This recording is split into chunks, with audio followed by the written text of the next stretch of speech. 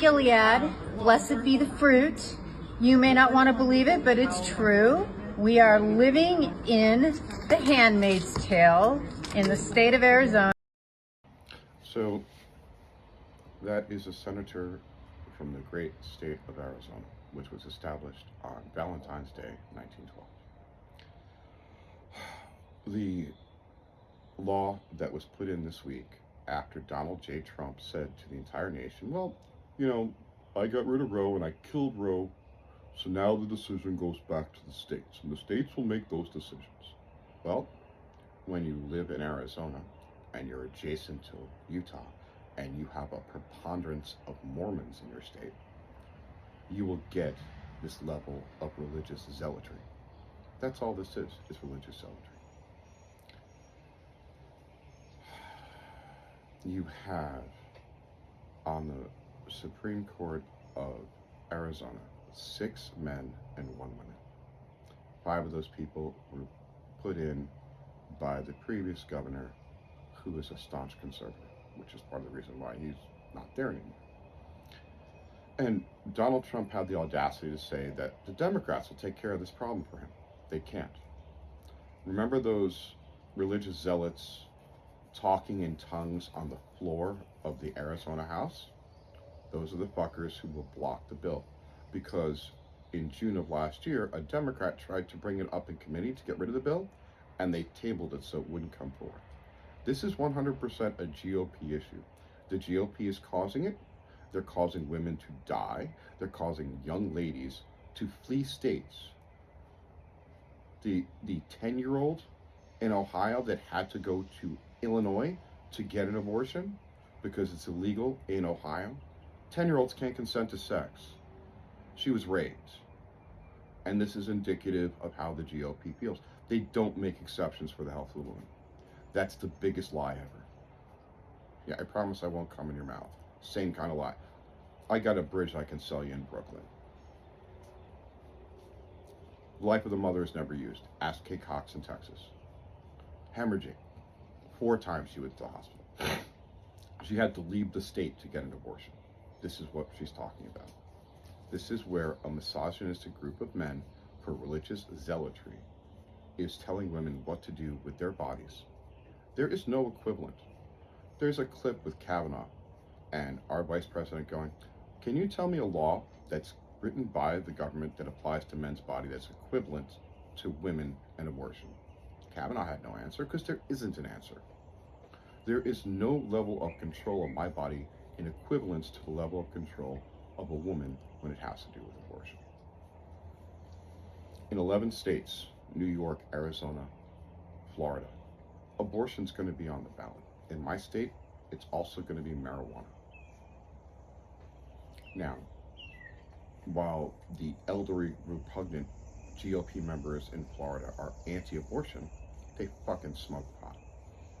They need 60% for both of them. I think it's going to go through. And with that, it's going to end the supermajority of Republicans in Florida. We will go purple because 60% of the voting population in the state is like over 13 million people. That's how many people we have that are voters. So you're talking a little bit more than 7 million people have to vote for it. I don't think that's going to be a problem. We moved to a 6-week abortion ban on May 1st. Today's the 13th. So if you're pregnant and you have problems and they don't know about them, because that's what happens. Your child, the zygote develops.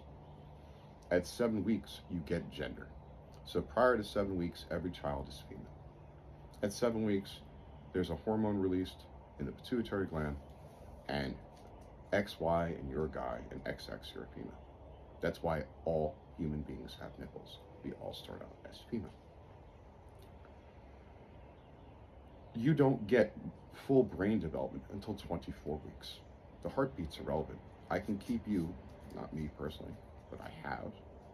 You can be kept alive without a kidney, a liver, a heart artificially today. You cannot be kept alive without a brain. When your brain is not working and not functioning, they pull the plug. That's it. It's the same thing with zygotes. And let's refer to them as a fetus and a zygote. I do it all the time. I say children because I'm not looking to control women. I'm thinking about my pregnancy with my ex-wife. And the end result was a child. But the opposite would have also been true. My ex-wife and I had long conversations about abortion because my ex-wife carries a gene called Tay-Sachs, and my daughter has the gene too. We had to get an amnio done at 9 weeks, which is really, really early because my ex-wife's family has Tay-Sachs, and it kills male-born children. She had 2 brothers. One died in 1971 at birth. One died at 69 at birth, and one at 74. I wasn't going to let that happen to my wife, so we went and had an amnio. We were fortunate. It was XX and it was a girl.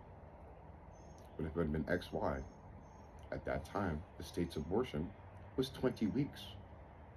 We would have had the abortion taken care of so that my wife did not have to go through the process of a child growing inside of her that was going to die.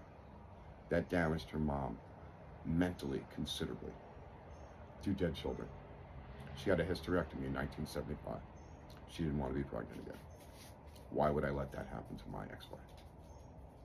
And this is the unforeseen consequences when people without medical degrees, who have a religious philosophy that's based on bullshit, are making laws that apply to real women and medical problems. If you want your wife, your daughter, your cousin, your friend, anyone that's female in your life to be able to be safely pregnant, it is 100% in your best interest to vote for a Democrat. The Republicans don't care if women die. It's about control. It's about Gilead. And that's what they're looking for. If you vote red, you're putting your daughter into a red habit too. Vote truth and vote blue. The consequences for women are on all of us.